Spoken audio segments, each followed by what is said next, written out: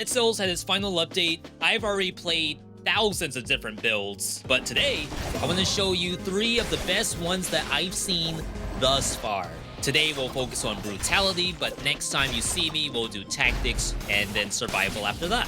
You could skip through the video to see just the builds themselves, but if you watch this all the way through, you'll better understand why these are so good. So let's go ahead and start off where every run begins, and that is in Prison Quarters. If you've gotten past one boss cell of difficulty, you should have access to these tubes. Immediately, I see the flashing fans, a decently strong and decently fast melee weapon with lots of weird bonuses. This weapon has an additional effect where it can repel projectiles, which activates a critical hit window for all your fan attacks for 8 seconds. What this means is that specific kinds of objects can be parried, launched at the enemy, and then your melee attacks will crit afterward. Some ranged attacks, like this rocket from the Demolisher, cannot be parried by flashing fans either. But the bullets from these sharpshooters can. As I'm fighting the first few monsters, you can see that all I can really do is smack them. Our choice of the second map could be any that's available. I, for one, really like Toxic Sewers because there's a lot of things to parry with the fans. But before we do that, let's roll the fans to get the second piece of this build puzzle. There it is, shoot an arrow upward. I did not get shoot an arrow forward. We're just here for the bonus arrow because we're going to take Parting Gift mutation. This mutation causes a bomb to drop to the floor if a monster dies to range damage. This isn't just ranged weapons like bows. A lot of things in Dead Cells actually count as ranged damage, and the arrow from your melee attacks does count. The bomb from Parting Gift can be parried with the fans, and that enables crits. So you couldn't just take a screenshot of this build and then understand what the top 3 build is. If you got to this point in the video, now you're able to see, oh, this is part of what the build is all about. Now I know you're thinking, V, this is a tactics mutation, is gonna do no damage. While this is true for the bomb falling by itself, if you hit the bomb with the fan, it will do the full damage you would expect to see from a Brutality attack. So with that out of the way, the bank isn't quite as good as Toxic Sewers for parries, but it does have a nice amount of bats and worms that drop plenty of bombs for us to farm crits. Funny enough, a lot of the skills in this game deal ranged damage as well, and will drop a Parting Gift bomb. My knife dance is a good example of this. Even garbage like holy water can still create a bomb on death, so look for these as a good way to maintain that critical window. In the shop, I find a phaser that gets eaten by a mimic. Fights like this with no crits are a little bit of a challenge, but I'll trust that you can kill this in the same way I am. The phaser is going to be a very, very big part of this build, and probably puzzle piece number 3. It gives you the safety of an instant teleport behind the monsters, and you can use skills in melee range, making it really easy to kill them and then parry that bomb. But right now, there aren't really any new bombs being made, so we'll need to fix that with our next mutation, which is Open Wounds. This mutation applies a bleed on hit with your melee attacks. For those who don't know, Phaser itself does a single melee hit as soon as you teleport to a monster, and that applies the bleed from Open Wounds. If your fans have bonus damage to bleeding targets, now you'll be doing 60% more damage on every monster you fight. If a monster dies with a shoot and arrow from your fans, you'll get a bomb.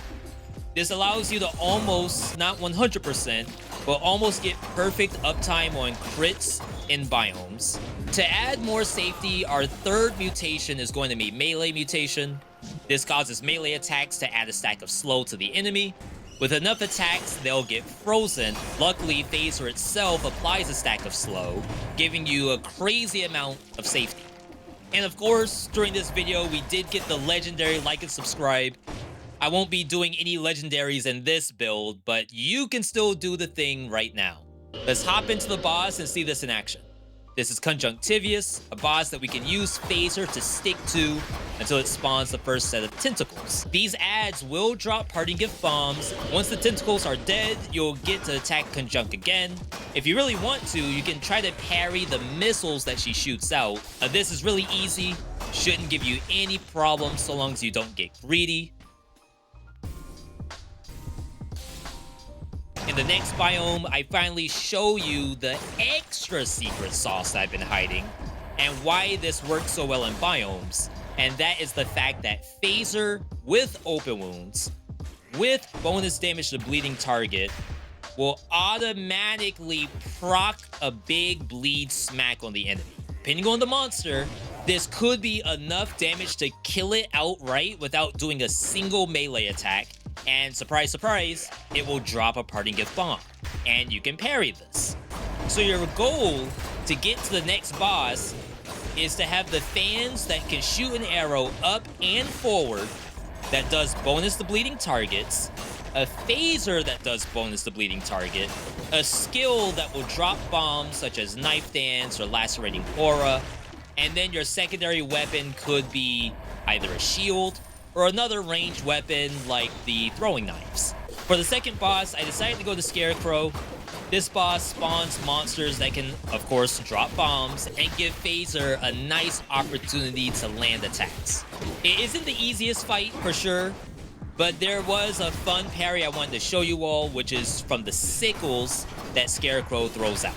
For the final area, I decided to push my luck into Distillery. This map is notorious for how difficult it is, and I can tell you that no matter how busted the build might be, nothing could stop you from just random bullcrap barrels dropping on your face. However, on this map, you get the choice of two different bosses to fight. We can either go to the Servants, or we can go to the Hand of the King. Servants itself isn't a terrible fight, but I can say that there's no real opportunity to get a crit there for the fans. A Dracula has more chances to crit, and Phaser works really well in Phase 1, but I do find Phase 2 Dracula with Phaser is a little buggy sometimes. So I decided to go to Hand of the King. He has some of the best opportunities to get fans to crit. First off, he'll launch bombs at you, all of which can be knocked away. He also spawns monsters, which of course will drop parting gift bombs. And by now, you should know how to fight Hand of the King, but I do have guides on that if you need them. Of course, if you're playing on 5 BC difficulty, that's 5 boss cells, you have one more boss to fight after this, and for some of you, these next 2 areas might be spoilers, so feel free to skip to the next build. But in the Astrolab, we have 2 monsters that really stand in our way to get to the next boss. The first one is the Bomber. These do appear in other biomes, but I didn't really show them thus far. Avoiding these is a simple dodge roll, or you can use your phaser to automatically kill them. The second major enemy is this genie-looking thing. Phaser should automatically one-shot these if you have the build that I've suggested thus far. If you don't have phaser, it might be dying from the fan's upward arrow or your lacerating orb. Other than that, there's nothing new to worry about on this biome. The final boss, however, and again, spoiler warning, the Collector, is actually the best boss to fight for this build. In Phase 1, you get orbs that you can deflect, phaser to dodge his thrusting attack, and he gives you some nice downtime to pump in some damage. He'll then go into a phase where he spawns ads. The ads, of course, will drop bombs, and then he respawns nice and tired for you to do more damage. But then, in my opinion, the best part about this build on this boss is that his signature move, the laser beams he fires, can be interrupted with a single phaser. This gives you almost perfect safety. I do have to warn you though, the fans cannot parry his gigantic orb attacks. These you will have to dodge yourself. But with the Collector dead, we rack up another fantastic build and return to the prison quarters to do it all over again. Well, in our starting tubes, I see the Firebrand, and a little hamster wheel in my brain is already starting to turn. Firebrand by itself won't kill everything in the game, as you can see from this one elite, but it does enough to help us reach our first shop, and inside that shop is the weapon I'm going to pair this to, and that is Vampire Killer. This is a whip-type weapon from the Castlevania DLC. It inflicts decent damage, and if the monster dies, it leaves a trail of flames on the floor. If the whip hits an enemy that is already on fire, the damage will be critical. We can combine this with our little Molotov cocktails that I'm throwing so that every swing should crit. For our first mutation, I'm sort of thinking about the future here, so I'm going to take Instinct of the Master of Arms, that I'm going to call Instincto for the rest of this video. This gives us cooldown reduction on basically every hit, since we should really only ever crit. For those of you that want the easy button, you can use hold to attack, and then press both the Molotov and the Vampire Killer button together, and you will automatically weave fireballs in between your attacks. Just make sure that the Firebrand is on the left, and the Vampire Killer is on the right. Again, this is not the end of this build. Grab a fire grenade in the first shot. This is a skill that's on the 13-second cooldown, and it gives us on-demand fire in an area. Out of all the fire skills, there's Flamethrower, there's Holy Water, we have Fire Grenade. I find this one to be the most reliable. Heading into the prison depths, you might want to re-roll your Vampire Killer for fire damage or burning oil damage, but don't bother, you cannot find these on this weapon. We're going to take Melee Mutation to help us get off that second swing without the fear of getting hit. The third swing of Vampire Killer is like, it's very, very slow. If anything needs to be hit by that third swing, it's gotta be a beast of a monster. In this shop, I find the Face Flask. This is some of the secret sauce for this build because Face Flask can actually generate fire around you when you press the button. For those who don't know what Face Flask does, it does a simple 5 damage hit to your own character, which activates various things in the game, and we'll get to that a little bit later. But for right now, it's giving us fire around me. I do still have to use the Molotov for a little bit longer because I don't have a perfect overlap between the grenade and the flask, even with Instincto. In Ossuary, I get the last mutation, which is going to be Vengeance. Every time I get hit with this mutation, I get 8 seconds of bonus damage and 3 seconds of damage reduction. This is the bread and butter setup for Face Flask, but what pairs it really well with Vampire Killer is that we're using the fire that the Face Flask generates, and the damage bonus that we get from Vengeance is high enough to kill monsters if they aren't already on fire. So at this point, I'm actually gonna ditch the Molotov and use a shield instead. I don't really need perfect fire uptime to maintain the Face Flask because I can kill things with Vengeance. My first boss is Death. I chose this fight because even though he floats, he's low enough to the ground that it counts as him standing in the fire trail. Concierge would be good too, but Conjunctivius, I think, flies a little bit too high. And then, of course, Mama Tick is literally in water. There's no real good option to do fire there. I'm gonna get myself a flawless kill on Death, sell this perfectly good pair of Timberlands, and then head into the next biomes. From here on out, the build really doesn't change at all. You can use this setup all the way to the end of the game. You may want to like buy new versions of the Vampire Killer, but I'm gonna go ahead and make some decisions that might, you know, pop up in your game and show you how to deal with it on the fly. First off, let's go ahead and fight Timekeeper. I chose this boss because she is in the fire 100% of the time. I know that this can kill the giant, and even Scarecrow's probably not that bad. With Timekeeper dead, I get to sell another legendary, but maybe not. This is Telluric Shock, and this item is actually on a 10-second cooldown. Slam the ground, causing a shockwave that damages monsters. The 10-second cooldown is less than Fire Grenade, and it gets cool affixes like bonus damage to burning oil. But now that we've lost a fire source, what am I gonna do with this Telluric Shock? Well, as I said earlier, the shock does a down slam. If I have an amulet that gives me burning trail on ground slam, it actually works with Telluric Shock. With Telluric Shock, I have on-demand burning on bosses, but it also just straight up kills stuff with every stock. Frankly speaking, who needs to crit if the monster is just dead anyway? We can see this for sure on Hand of the King. I can use my Face Flash whenever I want and get fire that way, and then I can use my Telluric Shock to do giga damage, or I can use it as an iframe to dodge his attacks. But let's take it a step further. Let's say that you sold off your fire generating amulet, and now the Telluric Shock doesn't leave the trail of flames anymore. My final tech for you, we're gonna take Porcupack, which is a backpack mutation, and then toss the torch inside of it. The Porcupack mutation causes your dodge roll to hit the monster with whatever is in your backpack. The torch itself is a guaranteed fire on hit, so with this and Face Flask, I have all the fire we're gonna need for the collector. I do like to open the fight with the Face Flask in his face, and then start swinging. Melee mutation does do work here, but I had to drop something to take that Porcupack, and the other two mutations are just too important.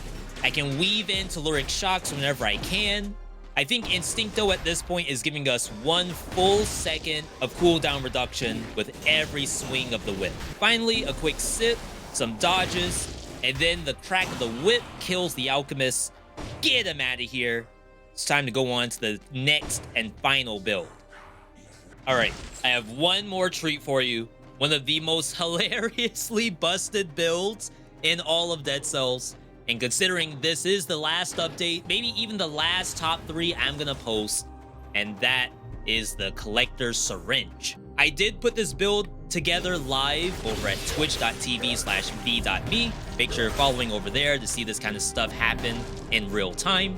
In Prison Quarters, I really can't use the syringe just yet. Why, you may ask? Well, the skill consumes cells to use it. It doesn't use a lot of cells on the one button press, but to maximize the syringe, we press the button more than once. For now, I'll just take Electrodynamics. This is one of the cards from the Diverse Deck skill, and also our first mutation, Frenzy. We'll talk about that a little bit later. In our second biome, let's go ahead and try to start spinning. Syringe causes you to spin and deals constant damage around you. You can press it again before this little indicator ends, and it'll gain a stack for a cost of a little bit more cells. The more stacks you have, the more damage you deal until it reaches a maximum. The damage this thing does is incredible. The only drawback is that you can't dodge roll and you can't interact with anything clickable, otherwise you will lose the spin and have to wait 20 seconds to do it over. You're vulnerable to all damage that comes through, including spikes, so we took that Frenzy mutation, which lets us heal on every melee attack that we do, so long as we have a move speed bonus. Surprise, surprise, every single hit of Syringe counts as a melee attack. This causes you to get a huge amount of healing since we hit the enemies so often. I'm surprised this even works because this already sounds giga busted. Keep in mind that buying a new Syringe is very expensive, so if you find a new one, be prepared to drop all your cash for it. For my next mutation, we'll be taking Combo. This gives you a stacking damage bonus for hitting enemies with melee attacks. With the spin, so long as we get pushing towards monsters, we can maximize the stacks of Combo. Just keep going, ignore any scrolls that you see until you eventually hit a dead end. With Syringe spinning, you can actually jump really high. Sometimes I'll even take triple jump to make sure that I can clear certain types of jumps. The only thing that will stop you is having to climb or roll under a narrow gap. I'll also like to mention that spin ignores the reflect from Thornies, and it goes through shields, so there's not really any monster that you have to necessarily think about. If for some reason you stop spinning, that's where Electrodynamics comes in. Every spin of the Syringe we did gave us 1 orb for Electrodynamics, up to 3. The orbs will even hit enemies while you're spinning. You can't use skills during Syringe without canceling it, so the cards ends up being like the perfect extra damage skill. I like to combine this with a fast weapon that likes move speed, for example, Swift Sword. But it's time to get our third mutation, and that is Open Wounds. As we said earlier, bleed on every single hit. This does count for each hit of the spin. And of course, we spin a lot. Maps like Moras are perfect because there are almost no dead ends except like the very top and bottom of each tower. Before the first boss, we can start to try to re-roll that Syringe. The goal is to get damage to bleeding target and damage to shocked target. The bleed, of course, comes from our open wounds. Shock comes from the electrodynamics. And I should also mention that electro can also get damage to bleed and shock. It's time for our first boss. I'll let this play out for you. Let's not spin here. Oh yeah, I have laser glaive. That's why I'm doing no damage. I think we're spinning. Just one. So if you spin first, you're gonna probably get hit by this. Oh no, the freeze. Okay, freeze not enough to stop that. Okay. As we go through the next two biomes, I have to keep watching my cell count. In the graveyard, I start off with 162 cells, which is certainly enough to maintain damage, but graveyard does have a lot of rolling and a lot of climbing to do. I can't really face tank the spikes either. At this point, I decided to ditch Frenzy in order to take melee. The cool thing, no pun intended, about melee is that it will freeze enemies if you hit it enough, which will include bosses. So the amount of spins I do is enough hits to just make an enemy become frozen. But it's probably personal preference. If you want to keep the healing, definitely keep Frenzy. Otherwise, I would use melee. Despite all the canceled spins I've been doing, I get to the next biome with 255 cells. We're actually profiting on cells now. The second boss we're gonna fight is the Giant. This weapon can, of course, fight any boss, but I just want to show you how good it looks on the Giant. I was about to say, why is the boss not dead? Oh, yeah. See, when we think about top tier, top 3, that's your criteria right there. Can your top 3 build do that? Yes or no? And that's not even maximum efficiency. That's just electricity damage on Collector Syringe. If I had both bleed and electricity, ain't no way. The final biome is going to be Infested Shipwreck. This map has some really nice long hallways and big open rooms, allowing us to spin quite a bit. Of course, there are some dead ends, so it's not the perfect biome, but this is leading us to 2 final bosses from the Queen of the Sea DLC, starting with the Servants. In the final transition area, I actually make another discovery, but apparently, on effect end, all of those affixes works with the actual spin. Every time you press the button, you'll freeze, you'll poison, you'll bleed, you can do all of those. But let's go ahead and go into Servants and show off both of these bosses. Let me try to get her in a better position, and then I'll spin and try to kill. I don't want her to just chase me up. Like right here, maybe? All right, we got her. Now, can I actually do the same thing right here? I think if I spin early, it cancels in the cutscene.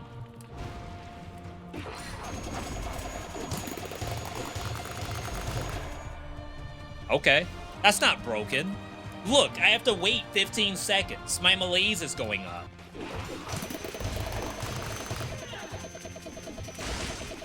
It's gonna cancel right here. Yep. Crap, man!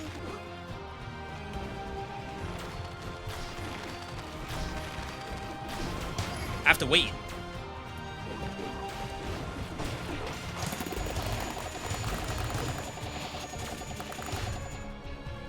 All right, right here, right here.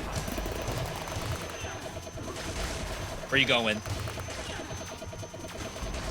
Oh, I guess I could spin while climbing, at least a little bit. How did I not take damage? I got lucky. It's not the build that did it. I got lucky. Oh, I should have killed her. No, it cancels me every time. That's so bad.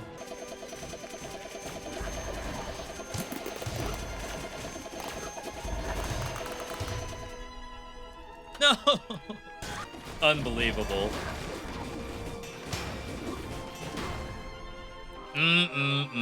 Nice flint showcase, V. Still takes us 52 minutes to do this because I talk a lot. Then we have to wait for the syringe. It's a lot of stuff.